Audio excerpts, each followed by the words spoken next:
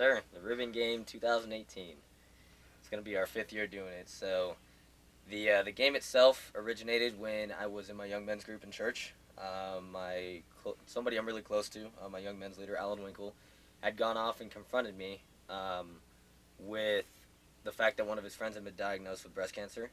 Um, she's a really close friend of his, had been battling cancer for about almost a year now, and at the same time she had 3 children.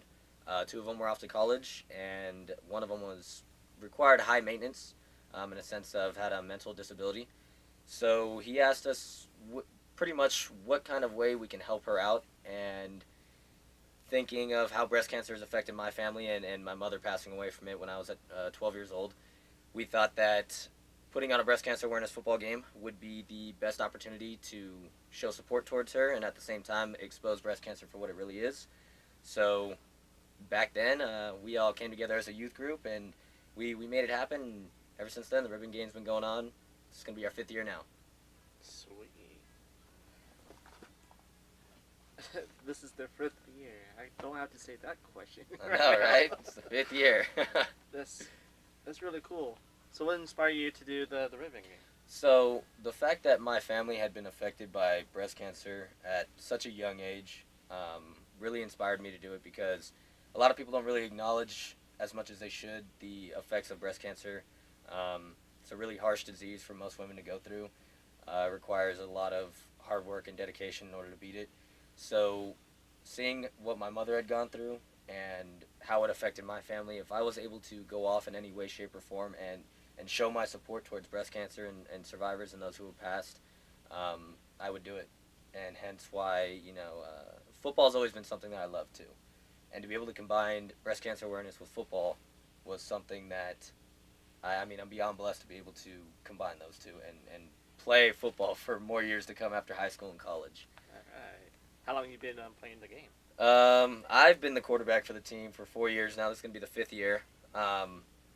It's a rough role to be into, to be honest.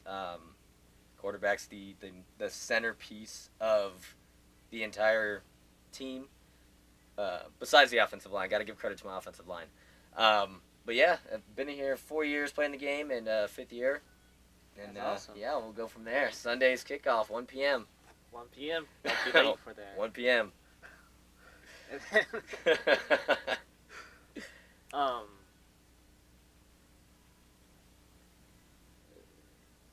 so how are you playing as a coach and being on the team? A player as well. It's kind of a rough role to take on. At first, I was just going to be a coach. The very first year it kicked off, and I was just going to coach these young men to play in this game. The reason why I got suckered into the quarterback role, first year when we played, we realized when we lined up for offense, we didn't have a quarterback. And me, I've never played quarterback a snap in my life in high school or college, but I decided to take on the challenge, and at the same time decided to coach my team. So it's a bit of a rough role to be into, to be captain as well as coach and the main role of the offensive quarterback. But the guys they're really great to me. I mean, they listen, they're able to take in a lot of the information that I give them, and there's some hardworking guys out there. There's a lot of athletes, and a lot of them are really dedicated to this cause and the game itself. So to be able to coach them and at the same time be a team player with them before a lot of them actually leave this year, because a lot of them are retiring, is one of the highest honors I can have, because a lot of these cats they're such great guys. They're good. I bet. Yeah, definitely. Who are you playing against? So my brother, well, it's kind of wishy-washy. So the very first year when we played, I was looking for another team captain. My buddy Isaiah Cortez turned out to be the first-year team captain against me and my team. After that year, we had won 7-3. And then he decided to step down from that captain role, and I had found my brother, who was interested in being the other captain. So he recruited his team, and over the course of the past 4 years, or actually 3 years, scratch that, he's put together a team just like me to play against us, and yeah, we're gonna see who's the better brother here. All due respect. So you really think you're gonna win this year? Oh yeah, definitely. We're going in with a confidence boost in the sense of obviously coming off of last year's win in overtime where it was tied 20-20. That right there was, I think, what molded us as a team, because the third year we overcame a lot of adversity in a sense that when we had first played the third year, we came into it thinking that we were going to blow them out like we did the second year. But they came out and they put up a really good game. Um, they ended up winning 28-21 the third year. Wow. Really close game. We came back and we put up 3 touchdowns in one quarter and held them, and it was 21-20. And finally, they just, I mean, it was a really good offensive series for them, and they ended up taking the lead and they won the game. So all credit to them for the third year, definitely. But last year really molded us as a team to be able to come back and fight through adversity in a sense of losing the third year and how emotional that was for us. We came back and we were able to win in overtime 26-20, which, yeah, molded us as a team and brought us together. So I think going into this year, we have the same idea, I guess you can say, of regardless of what happens, that as a team we can pull through it. Honestly, we're a really good team. There's no reason why we're able to put up points. Our defense is really good. All credit to them as well. They're the backbone of us right now. But just going into it this year, I think we got a really good chance of winning. I don't want to count the other team out. Definitely not, because when you start counting people out is when they start, Exactly. they start proving us wrong. But yeah, I think we got a really good chance of winning this year. I'm gonna predict at least 21-7. 21-7. I'm gonna call it us. 21-7. So we'll see though. I mean, you never know. Definitely. Yeah. What do you think? We're gonna take this game into the future. What's your plan for that? So going into the future with this game, obviously it's something that I want to continue on for years to come. It's gonna be, I mean, bigger and bigger. Compared to our first year we had maybe an audience of 20. Dedicated fans to this cause, which, I mean, I'm beyond blessed for, to actually have some people come out and acknowledge the cause for what it was. Second year, it blew up a little bit, had about 40 people show up. Third year, a little bit more than 40. Last year, it blew up. We had about 100 plus people. Wow. And this year, we're expecting over 200 for this game. Where are you guys going to be playing at? We're going to be playing at Granite Hills High School. It kickoffs at 1 p.m. Pregame starts at 12. So yeah, Granite Hills High School this Sunday. And yeah, we're expecting about 200 people this year to watch this game. 200 people. I can't wait. But going into the future with the game, definitely going to continue on coaching. I'm gonna continue on playing as well, unless something crazy happens in my life. But regardless of that, I still want to be that captain and be that coach role for my team, and just carry on the legacy. I feel like with this game going on, I carry on the legacy of my mother. And to be able to play in her honor every single October for this game is something that not a whole lot of young men get to experience. And I'm beyond blessed to be able to go off and play in her honor and just, in general, just show support for breast cancer, because it is a big thing that we need to acknowledge. That's what we need to do. Definitely. So, got the plan of attack. So how many... Got the plan of attack. So how many teams how many players do you have on your team? On my team, we got about 33. Do you know how many you have? They have about 25. I don't... Do you have to bench some people then? Some people, yes. We only need 22 people, really. But I'm beyond blessed to have, again, more people to back us up just in case something happens to me or an offensive lineman or just anybody in general on the offensive or defensive side. Are you going to allow to have every player to actually play in this Definitely. Unless it comes down to the wire in a sense of, like last year, overtime, we'll definitely keep our first stringers out there to make sure that, I mean, the second stringers can get the job done too. All credit to them for all their hard work and effort. But again, just to be able to keep that momentum going with the first stringers, I mean, everybody will get some snaps, but it just depends on what the game is looking like. And definitely if the game ends up coming down to the wire, yeah, we want to keep our first stringers in, like last year. So, plan of attack for the game. We got somewhat of a plan. Actually, I wouldn't even say somewhat. We do have a plan. If I said somewhat, I'd be lying to you. Kill them with the short routes. Short routes are definitely going to be a big factor in moving the ball. A lot of running, definitely. Keeping them on their toes. This year we completely put in an entire new offensive system. We normally would just run a basic offensive system for the past 4 years, but this year we have 6 different formations we're coming out in, all of which require different positions to do different things, which will keep the defense on their toes in a sense of not knowing where the ball's going, which helps out a lot for us. So, We're back on. yeah, buddy. Remember the number 19? That's a really cool jersey. Did you just Thanks, got buddy. it for this year? Yeah, we just got them this year. So a little bit of a funny story behind our jerseys. So when the game had first started, we didn't have jerseys. What we like to call a throwback jersey today is the first year we drew on our jerseys. We had a big old breast cancer ribbon on our left pec. Numbers were drawn on the sleeves, etc. I remember those. Yeah, shirts. so it was a really rough year for us, but I mean it's bigger than that, of course. Second year we finally got some shirts with the full design with the numbers and stuff. So we were slowly coming up to getting a jersey.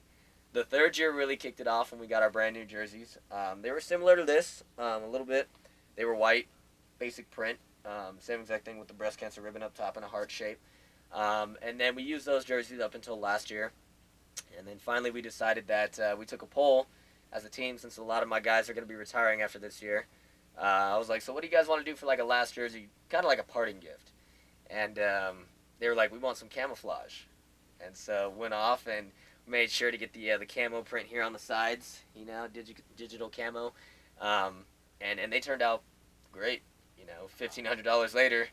Yeah, so I mean, the evolution of the ribbon game itself, with just from how it started, from what we wore to just everything about it, you can see over the course of the few years, has stepped up. And it's just become bigger and bigger every single year that we've gone off and done it. So, I mean, again, I would have never expected to have about 200 people here at the game on Sunday. It's including my players. So, I mean, you want to include the other players on that team, 25 plus my 33. I mean, between me and my roommate alone, who's playing on the team as well, we have about 35 people. Wow. Just us. That's so, amazing. I mean, a lot of pressure's on, definitely. Got some pregame jitters, but I think after we get into the game and we start working it, that it'll slowly but surely wear off. So, just got to take it one day at a time, The week leading up to the game is always difficult because you want to get into it so bad. You want to go off and play the game, and you want to see what happens, and it's really nerve-wracking. But to wait it out for that moment on Sunday to be able to play it's one of the best feelings in the world. I bet. I mean, of course there's always going to be questions with, how does the other team look? Or what is the other team going to do that possibly stops us from winning? But as captain, I don't like to go off and implement that in my guys' minds. I like them to think that going out on the field on Sunday, that we are that team to beat. That regardless of what they throw our way, we're going to be able to counter it and be able to put up points, because that's what our offensive system is built off of. We are made to put up points, and we are going to put up points regardless. So just kind of straying away a little bit from the negative insight in a sense that, we're not worried about the other team right now. We're worried about us as a unit and making sure that going into Sunday that we're prepared mentally and physically, and that we'll do what it takes to win at all costs. I mean, the ribbon trophy itself is one of the trophies that we keep, the winning team gets to keep.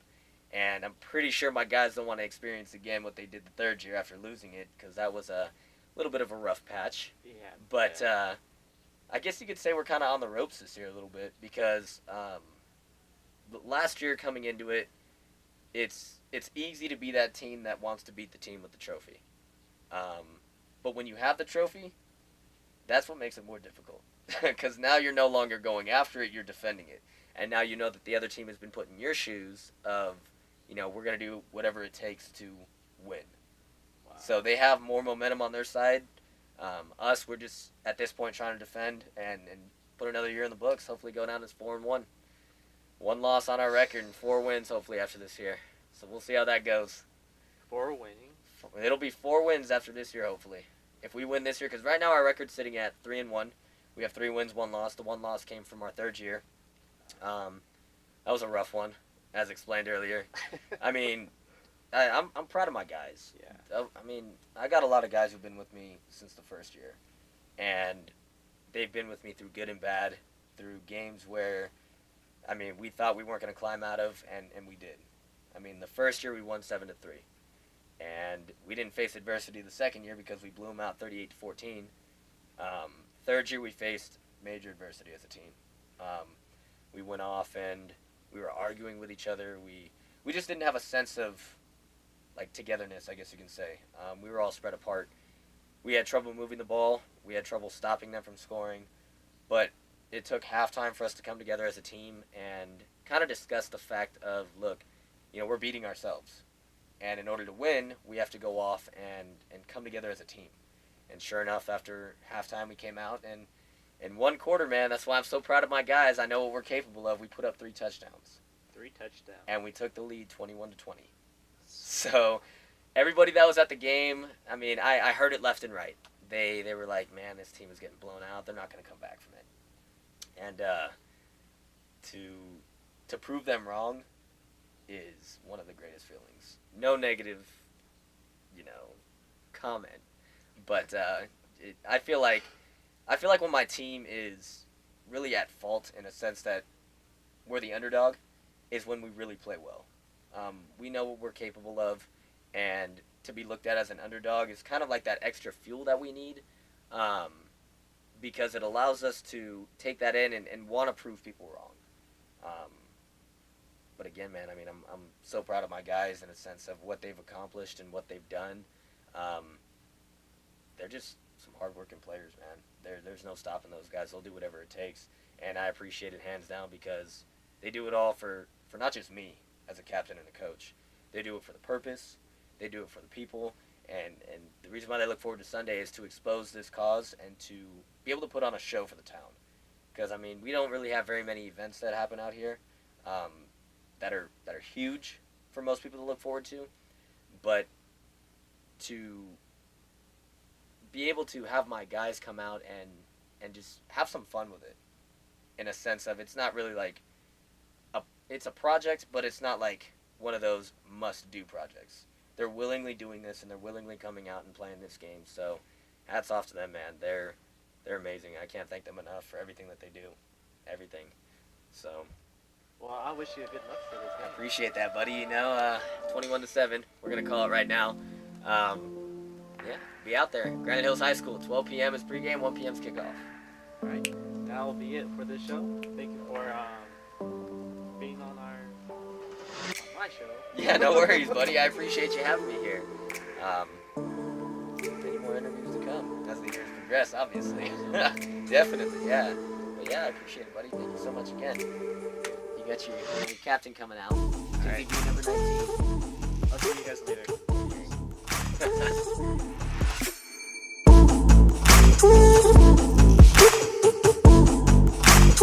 Thank you.